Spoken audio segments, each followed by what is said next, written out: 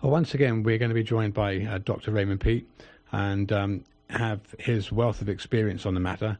And I think without further ado, Dr. Peat, are you with us? Yes. Well, thanks so much for joining us again. As always, if you would just give an outline of your academic, professional background so that people can understand where you come from. I was a linguistics teacher for a while before I decided to get a PhD in biology. In 1968, I enrolled at University of Oregon in the biology department and worked there for 4 years on reproductive physiology, largely. And right after that, then I went back to my interest in linguistics, philosophy, and consciousness, how the brain knows the world, and worked on a book on brain physiology. The book title was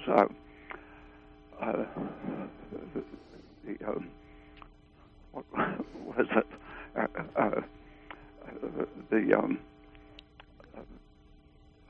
can't remember it right now. Okay, well, I'm sure you will in a moment. But anyway, it was about brain physiology and reviewing a lot of Russian research. And after I finished with that, then I got involved in doing nutrition counseling.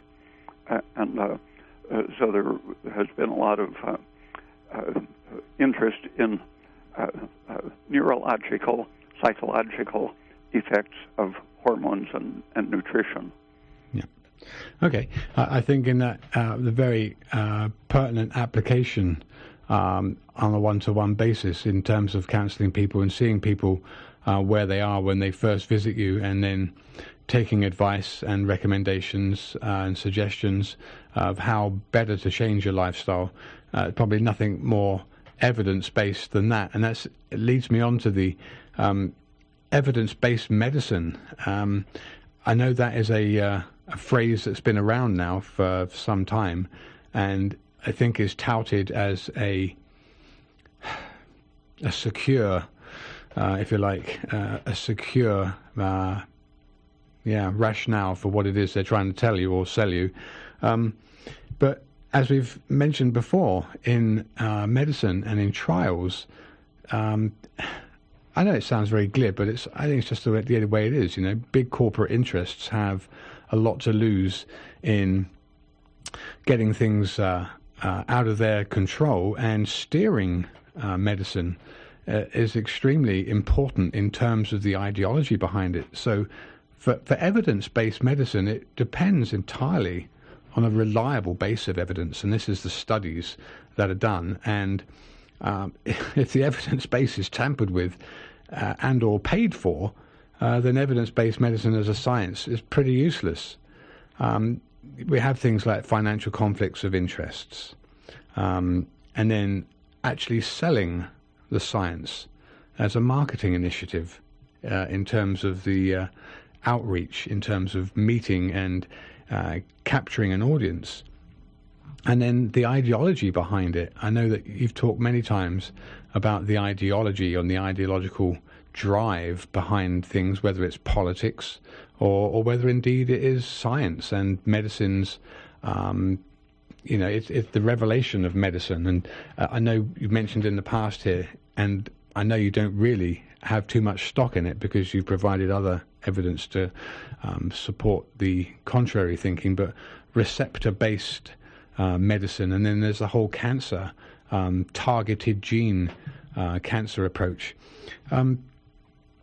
What do you think about evidence-based medicine in terms of what you've found in the many, or at least 4 decades that you've been looking at what you've been told or what we've been told, and what you've certainly found out is contrary to it, and why that's happened?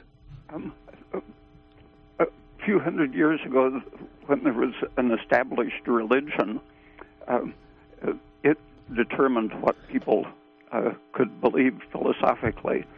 And as science, physics, and biology took over from the established religion, they became the established religion in its place, and they tell the public, the people in the universities and the established research institutions under the control often of the government, they tell the public what they should believe, exactly the way the medieval church used to absolutely require conforming belief. That they don't burn you now for descending from science, but it's almost...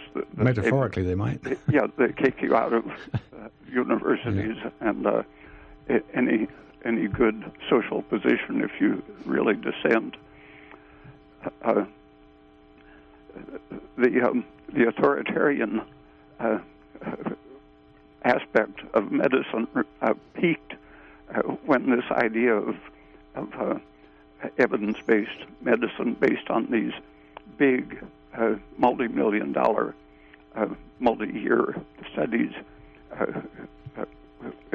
became at least a nominal standard.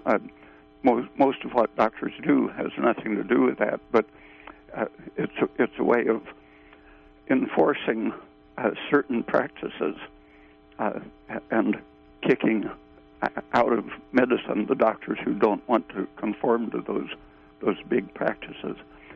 And it has to be either the giant industry or the government working with those industries to fund these huge multi-institutional, multi-year research projects. And many of these major studies, for example, in AIDS drugs, the corruption has been documented. Some of the institutions participating simply put in phony information to support the sale of the drugs they wanted to sell. And this is the collusion, and this is between such things as the government and their ability to silence opposition and the corporations that have the financial wherewithal to pull this off.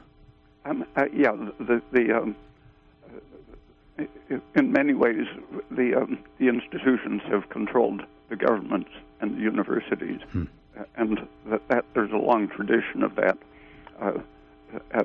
At one time, the land grant colleges were a way of letting science help the farmers, and the county extension agents and Department of Agriculture and such, for a time, actually put out useful information to the public, but they were soon taken over by the industries.